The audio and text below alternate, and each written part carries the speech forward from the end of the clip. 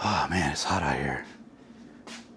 Hello again. Hey, how's everybody doing? Just wanted to record a quick video. I was gonna take the trash out and I was thinking, you know what? I haven't recorded a video in a while. And actually, I've adjusted this tripod that I bought several times and it feels like it's just not right. I have a new little setup that I've put together, trying to get the angles right. I don't know. I got my wide angle little thingamabopper on my Pocket 3. Put a little tripod mount, or rather a little, was it MagSafe mount, have my phone on it. So I have a bigger screen to see what's being recorded, which is pretty cool. Like I said, I got a new tripod. This thing, it'll touch the ceiling with the Pocket 3 on it. I'm still going back and forth between trying to figure out if I want to use my cell phone or get a different device, perhaps, in addition to the Pocket 3. Actually, a little secret, I am a little bit of a photography and video geek to an extent. As you know, I do work a job, and then and I sell real estate. If you've been following me, you would know that at least. But I actually have a pretty decent Canon R6 Mark II with a few lenses. I haven't really been too excited to set those up to record with. I mean, I have plenty of tripods and I have lights and everything. Everything's not charged. Nothing is charged, rather, because I've been too focused on doing other things. And that's my photography thing right now is kind of a hobby that I just haven't really focused on as of late. But that's okay. Every now and then I'll get a call where someone's saying, "Hey, can you take photos of this event or that event?" And I say, "Sure, why not?" I don't charge a lot. Sometimes I don't even charge anything. I just do it it's mostly family that reaches. Obviously, I'm back in my garage. Still don't have a Tesla yet. I'm working. Like I said, Happy Father's Day. It's belated Happy Father's Day at least. Yesterday was a good day. My folks came down from Sacramento to visit. Went to church in the morning. They got to see me. Actually, they haven't seen me in the church where I used to go to. I was a song leader, and in a a cappella style congregation. And so for the first time, they got to see me live in an actual full setup with an actual worship team and an actual band with the worship team. They're not accustomed to that because of the congregation that we go to, the non-denomination that they attend. But my church also is non-denominational, but you know we actually have like I said, the full band and five to seven singers on stage and everything. It's a whole, like a lot of the modern churches, is a whole setup, and it's an interesting balance of trying not to make it a concert, you know, to have people just to put butts in the seats, you know, which is a good thing to have people coming to your church and you know seeking out the Lord. But if you're doing it in the incorrect capacity, you know, just having concerts like Forrest Frank concerts or Elevation Music or any of the big Christian worship team bands and groups that are out there, those are stadium fillers and whatnot, and the music's great, but you also have to be careful of the context of what's being said in the music, that it's not focusing on yourself versus being focused on, you know, on serving and on worshiping God and God the Father and Son and you know the Holy Spirit, reverence of the Holy Spirit. But it's an interesting, as I've been learning from our worship director. Her name is Missy, really great woman. She actually, as a side note, she was on, I think, either American Idol or The View twice, and they liked her, but she objected on a few things. From what I understood, either it was her or the production team didn't want to let a faith-focused singer move forward into the competition. Now, if she were to try it again, I'm sure that they will let her move forward because her voice is incredible. She's amazing, and she's a great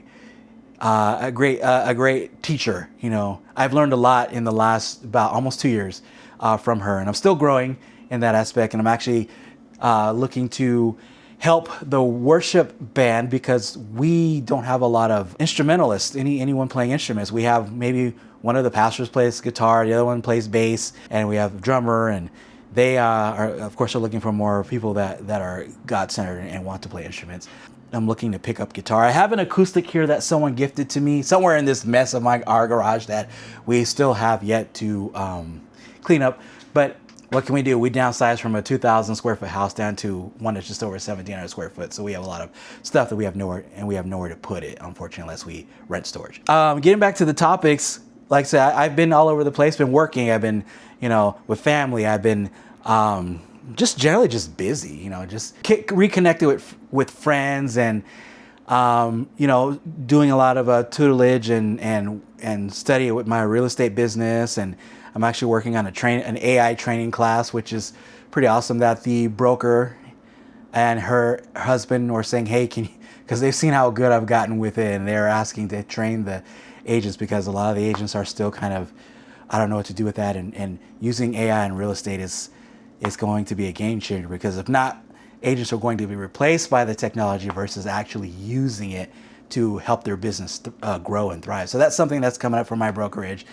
And obviously I'm using AI with my knowledge to build it out, and I think it'll be pretty cool. I think they'll come away with a lot of good information in the beginner class, and then I'm going to have an intermediate class, and I'm going to have a more advanced class. And so they will definitely be excited to, I'm sure, to get through that coursework, and I think it'll be fun. Beyond that, some of the things we've been doing is looking at planning a trip to Dallas. It was just kind of on the whim thing. It was funny because we had talked. We've kind of bantered about back and forth, my wife and I, about moving to Dallas or at least to Texas. And right now it's a no, because my wife is I want to get it now kind of person, which it's just the way she is, and I have to always make sure I set expectations with her to say we can't do that, or it's not something we can do right now, or eventually we can do it, but we need to properly plan for it, not just pull the trigger and then find out later that it was a big mistake. One of the things that I think I've mentioned, we downsized and we actually are renting this house that we're living in. I mean, it's just a nice house in a great neighborhood, but frankly, in my opinion, it's not really the house that I would like to purchase, because it was built in the early 80s, and it's out of code. There's a lot of problems in this house that are unseen that I know likely that are there. Like we had a pipe burst in the walls in the kitchen, which led to, thankfully, the landlord took care of it. That's the only benefit, in my opinion, is of having a landlord, is that they foot that bill. We reported it as soon as we recognized it, and they had someone come out and take care of it. That's just something that being a real estate agent, I always tell my clients, you have to jump on problems in your house, and regardless if you're renting or if you own it, you have to do the same thing. Because while you're paying 100% interest to your landlord and you're not getting anything but a roof over your head, at the same time you're still responsible for what occurs in the house, and you need to be a good steward of where you live, right? That's just something I tell to my clients. Always get your inspections and things like that. I think it's crucial. So we were planning a trip to Texas just to go check it out. My wife had already set up the itinerary of things to do for the kids. We invited our in-laws, and they were excited to go, but I don't think they intentionally tried to do it. But it was mentioned that several years ago that they had gone to Cancun just as the pandemic era was wrapping up, and they had a lot of fun, and they mentioned that we should go. And of course, we said, yeah, that would be fun to do. Never made an actual promise that we were going to do it. But fast forward to today, or recently, it was brought up that said, hey, you guys said you wanted to go to Cancun, which, we said it would be a nice thing to do, but we never made an affirmation. But of my wife, I love my wife to death. I'm not ragging on her in any way, but my wife heard and remembered that we had said that, it would be something we would like to do at some point, and got excited. And basically the trip to Dallas was changed because of influence of her parents. Now, again, I'm not upset at my parents. I'm not upset at my wife, but we had been going back and forward, and in positive way, not negatively. You know, there was discussions between my wife and I. Cancun would be a fun trip to do, but I had actually went out of my ways and looked at, you know, the flight times and the prices and trying to understand the hotel costs and whatnot. And she does the same thing because she likes to plan out the trips. But I felt like taking our two sons, both on 4 years old and 2 years old, on a 13 to 15 hour trip from where we live, to fly out from Sacramento, to actually fly to Dallas, and then have a layover for between 45 minutes, which I hear is way too short to get across that airport, to up to 6 hours, then to fly down to Cancun, to me is crazy. And so I was saying, you know, I was thinking, man, these kids are going to be grumpy if we do this. They're going to be crying, going to be upset, everything, because they're not used to a long flight. The longest flight they've had, at least one of them, has been to Hawaii. Our oldest has been to Hawaii, and that was a 5-hour flight from flying out of Sacramento. But for a flight like that, that's intense, and that's going to be too hard on their systems. And my wife realized this later on, and then her parents realized, yeah, this is probably not a good idea. We should wait until they're older. So then the Dallas trip was back on. Now, at the same time, you know, our oldest, we've been potty training him, and you know, it's been a struggle, but he's finally come around to the point where now he's running on his own to the toilet, which is great. You know, I'm glad that he's doing it. Now he's doing number one starting to do it consistently. Now he needs to do number two more consistently, you know, because frankly, Daddy's getting tired of wiping his behind. As any parent, I'm sure, would be, you know, as they know their child should be sitting down on the toilet and learning how to use the toilet rather. Now it's just a matter of getting number two, our little one, more acclimated to the toilet, which I think he's going to get it a lot quicker than our oldest son. He's already, when older brother runs to the toilet, he runs to the little training toilet and sits down and gets up, closes the lid and flushes it. Then he lifts the lid, sits down. It's a whole production, and it's cute. But I think he sees his brother doing it, he's probably going to pick it up. In fact, he before even my eldest started really going frequently to the toilet, was already telling us that he poo-poo or pee-pee in his diaper. And this is a 2-year-old, so this is pretty cool to see that he's already saying these things and doing this already. So I'm excited to see that. Who knows, maybe the 2-year-old will get potty trained before he's 3. We'll see. That would be great. You know, the mistakes obviously will come, but hey, I'd be happy with having to not fork out, you know, $150 or more a month on diapers, because out here in Cali the prices are crazy. Especially when you don't close deals on real estate, or you don't get your paycheck on time or whatever. But nonetheless, the Texas trip was back on. The itinerary got pulled out of the trash bin, if you will, and we started going over it. And then, because of the potty training thing, we had made a promise at the beginning of the year. Now, this was an actual promise that we said we would fulfill, that we would actually go ahead and say, hey, if you potty train and you're successful and consistent, then we'll take you to Disneyland in December so you can see Mickey Mouse and Santa Claus. And once our oldest realized, oh yeah, could be a reality, he has jumped all over it. We had 2 trips planned, and it was like, oh boy, you know, this is going to be expensive. You know, the Dallas trip was going to cost us at least $6,000 to $8,000. You know, for the hotels for everyone and the flights, because we always put it all together.